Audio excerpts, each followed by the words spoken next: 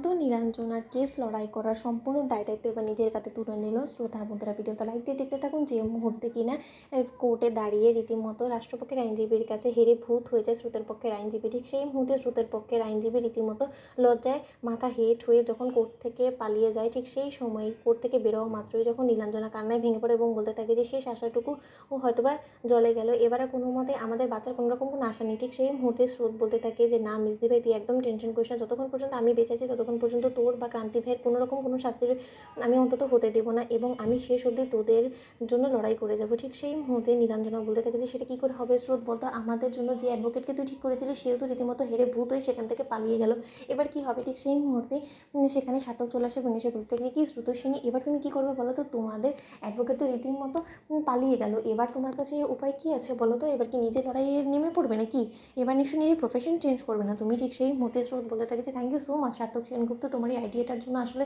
তুমি চিরকালই আমাকে সবসময় তোমার অজান্তে এমন এমন কিছু আইডিয়া দিয়েছো যেটা কিনা আমার জন্য একটা লাইফ সেভিয়ারের মতন হয়ে যায়। ঠিক সেই মুহূর্তে সার্থক বলতে থাকে যে তার মানে, অন্যদিকে স্রোত বলতে থাকে যে সেটা না সাসপেন্সই থাকুক, কাল তো কোর্টে আবারও হিয়ারিং আছে তাই না, কোর্টের হিয়ারিংয়ের সময় নাকি না হয় তুমি সেই চমকটা দেখবে, তুমি বরঞ্চ আজ গোটা রাত না ঘুমিয়ে কাটিয়ে দাও, কারণ আমি খুব ভালো করে জানি যে তোমার আজ গোটা রাত জুড়ে হয়তো বা ঘুম হবে না এটা ভেবে যে কাল কি এমন সারপ্রাইজ তুমি পেতে চলেছো। ঠিক সেই মুহূর্তে নীলুকে যখন পুলিশ অফিসাররা থানায় নিয়ে যায়, অন্যদিকে বাড়ি ফেরা মাত্রই স্রোতকে যখন নীলাঞ্জনা এবং ক্রান্তের গোটা কেসটাকে স্টাডি করতে থাকে রায়ের দাদাভাই, ঠিক সেই মুহূর্তে রায়ের দাদাভাই এবং রায়ের বৌমনি বলতে থাকে স্রোতকে যে কী ব্যাপার স্রোত, তুমি বাড়ি ফেরা মাত্রই তুমি এরকম কেস স্টাডি করার জন্য বসে পড়লে কেন বলো তো, এখন তো দেখে মনে হচ্ছে যে তুমি ডক্টর না, তুমি একটা অ্যাডভোকেটে পরিণত হয়ে গেছো। ঠিক সেই মুহূর্তে স্রোত বলতে থাকে যে সেটাই তো একটা বড় চমক হয়ে দাঁড়াবে বৌমনি তোমাদের সকলের জন্য, কাল সকালটা হতে দাও, তারপরেই না হয় তোমরা সকল উত্তর পেয়ে যাবে। এখন আর আমাকে প্লিজ ব্যতিব্যস্ত করো না, আমাকে আমার কাজটা অন্তত মন দিয়ে করতে দাও, যাতে করে কিনা কাল অন্তত আমি নিজেকে সকলের সামনে ভালোভাবে একজন ভালো অ্যাডভোকেট হিসেবে প্রেজেন্ট করতে পারি। অন্যদিকে এই কথা শুনে মাত্রই রায়ের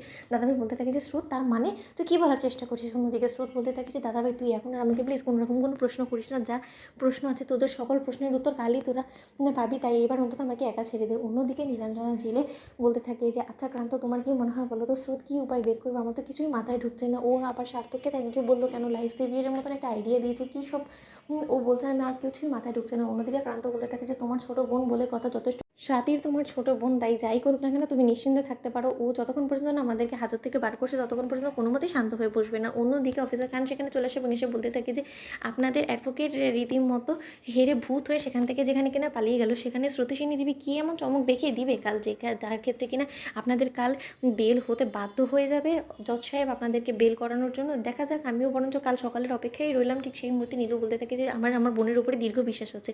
তো বন্ধুরা লাইক এবং শেয়ার করে সাবস্ক্রাইব করতে ভুলো না।